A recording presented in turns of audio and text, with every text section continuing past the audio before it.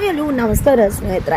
ಈ ಕಡೆ ಪ್ರೇಮಾಗೆ ಅತ್ತೆ ಕಾಟ ಶುರುವಾಗಿದೆ. ಆದರೆ ಕಾವ್ಯ ಅದಕ್ಕೆ ಸರಿಯಾಗಿ ಟಕ್ಕರ್ ಕೊಟ್ಟು ಅಕ್ಕನ್ನ ಕಾಪಾಡ್ತಿದ್ದಾಳೆ. ಇದರ ನಡುವೆ ರಾಮ್ ಮತ್ತು ಮಹಾದೇವರ ಪಾಡು ಹೇಳುತ್ತಿರೋದು. ರಾಮ ಪ್ರೇಮಾ ಮೇಲೆ ಕೆಂಡಾಮಂಡಲ ಹಾಕಿದ್ದಾರೆ. ಹಾಗಿದ್ರೆ ಏನಾಯಿತು, ಏನು ಕಥೆ ತಿಳ್ಕೋಬೇಕು ಅಂದರೆ ಈ ಒಂದು ವಿಡಿಯೋವನ್ನು ಪೂರ್ತಿಯಾಗಿ ನೋಡಿ.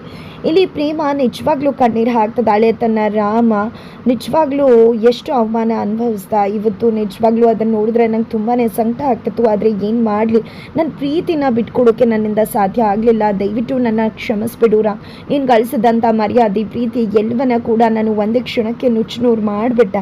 ಆದರೆ ನನಗೇನು ಮಾಡಲಿ, ಅಪ್ಪ ಯಾವಾಗಲೂ ಒಂದು ಮಾತು ಹೇಳ್ತಿದ್ರು, ದೇವರ ಒಂದು ಸಮ್ಮತಿ ಇಲ್ಲದೆ ಒಂದು ಉಳ್ಕಡ್ಡಿ ಕೂಡ ಅಲ್ಗಾಡೋದಿಲ್ಲ ಅಂತ. ಹಾಗಿದ್ರೆ ನಿನ್ನ ಮದುವೆ ಆಗೋದು ನನ್ನ ಮನಸ್ಸಲ್ಲಿ ಈ ರೀತಿ ನಿನ್ನ ಉಳಿಸ್ಕೋಬೇಕು ಅಂತ ಬಂದಿದ್ದು ಎಲ್ಲವೂ ಕೂಡ ದೇವರ ಇಂಗಿತಾನೆ ಆಗಿತ್ತಾ ಅಂತ ಹೇಳಿ ಕಣ್ಣೀರು ಹಾಕ್ತಿದ್ದಾಳೆ. ಕೊನೆಗೂ ಇಲ್ಲಿ ಮಹಾದೇವ ಹಾಗೆ ರಾಮ್ ಇಬ್ಬರಿಗೂ ಕೂಡ ಫಸ್ಟ್ ನೈಟ್ ಶಾಸ್ತ್ರಕ್ಕೆ ಎಲ್ಲ ರೀತಿ ಅಣಿಯ ಆಗಿದೆ. ಆ ಕಡೆ ಮಹಾದೇವ್ ರೂಮಿಗೆ ಹೋಗ್ತಿದ್ದಾಗೆ ಅದನ್ನು ನೋಡಿ ಕಾವ್ಯ ಇದನ್ನು ನೋಡಿದ್ರೆ ಸುಮ್ಮನೆ ಬಿಡ್ತಾಳ. ಮೊದಲೇ ಅವಳಿಗೆ ನನ್ನ ಕಂಡ್ರೆ ಆಗಲ್ಲ, ಇದು ಯಾವುದಪ್ಪ ಹಣೆ ಬರ, ನಾನು ಆಗದೆ ಇರೋರಿಗೆಲ್ಲ ತಾಳಿ ಕೊಟ್ಟು ಹಂಗೆ ಆಗೋಯ್ತಲ್ಲ ಅಂತ ಹೇಳಿ ಇಲ್ಲಿ ಪಾಡ್ ಪಡ್ತಿದ್ದಾರೆ. ಮಹಾದೇವ್ ಮಲ್ಗೋ ರೀತಿ ನಾಟಕ ಮಾಡ್ತಾರೆ. ಬಟ್ ಇಲ್ಲಿ ಕಾವ್ಯ ಬಂದಿದ್ದೆ, ಎಬ್ಸಿದ್ದೆ, ಹಣ್ಣು ಗಿಣ್ಣು ಎಲ್ಲ ಮುಖದ ಮೇಲೆ ಹಾಲು ಗಿಲ್ಲು ಬಿಸಾಕಿದ್ದೆ. ನೀನು ಒಬ್ಬ ಮನುಷ್ಯನ, ನನ್ನ ಮದುವೆ ಆಗ್ಬಿಟ್ಟಿಯಲ್ಲ, ಅಷ್ಟು ಕೇಳ್ಕೊಂಡ್ರು ನನ್ನ ಕನಸು ಜೀವನ ಎಲ್ಲ ನುಚ್ಚುನೂರು ಮಾಡಿಬಿಟ್ಟಿಯಲ್ಲ, ಸ್ವಾರ್ಥಿ, ನೀನು ಅಮ್ಮನಿಗೋಸ್ಕರ ಏನು ಬೇಕಿದ್ರು ಯಾರ ಜೀವನ ಬೇಕಿದ್ರು ಹಾಳು ಮಾಡ್ತೀಯ ಅಲ್ವಾ ಅಂತ ಬೈದು ಇಲ್ಲಿಂದ ಹೊರಗಡೆ ಹೋಗು ಅಂತ ಹೊರಗಡೆ ದಪ್ತಾಳೆ. ಅತ್ತ ಕಡೆ ರಾಮ್ ಕೂಡ ಪ್ರೇಮಾ ಹತ್ರ ಹೋಗಿದೆ. ಕೊನೆಗೂ ನೀನು ಪ್ರೀತಿ ಗಳಿಸ್ಕೊಳ್ಳೋಕೆ ನನಗೆ ಮುಖಕ್ಕೆ ಕರಿ ಮಸಿ ಬಳ್ದು ಬಿಟ್ಟೆ.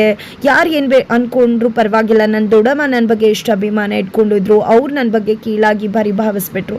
ಜೊತೆಗೆ ನಾನು ನಿನ್ನ ಪ್ರೀತಿ ಮಾಡಿದ್ನ, ಫೋರ್ಸ್ಫುಲಿ ನಾನು ನಿನ್ನ ಮದುವೆ ಆದ್ನ, ಯಾಕೆ ಈ ರೀತಿ ನಾಟಕ ಮಾಡ್ದೆ, ಕೊನೆಗೂ ನಾಟಕ ಮಾಡಿ ನನ್ನ ಜೀವನನೇ ಹಾಳು ಮಾಡಿಬಿಟ್ಟಿಯಲ್ಲ, ನಾನು ಯಾವತ್ತೂ ನಿನ್ನ ಒಪ್ಕೋತೀನಿ, ಕ್ಷಮಿಸ್ತೀನಿ ಅಂತ ಅನ್ಕೋಬೇಡ ಅಂತ ಹೇಳ್ತಾರೆ.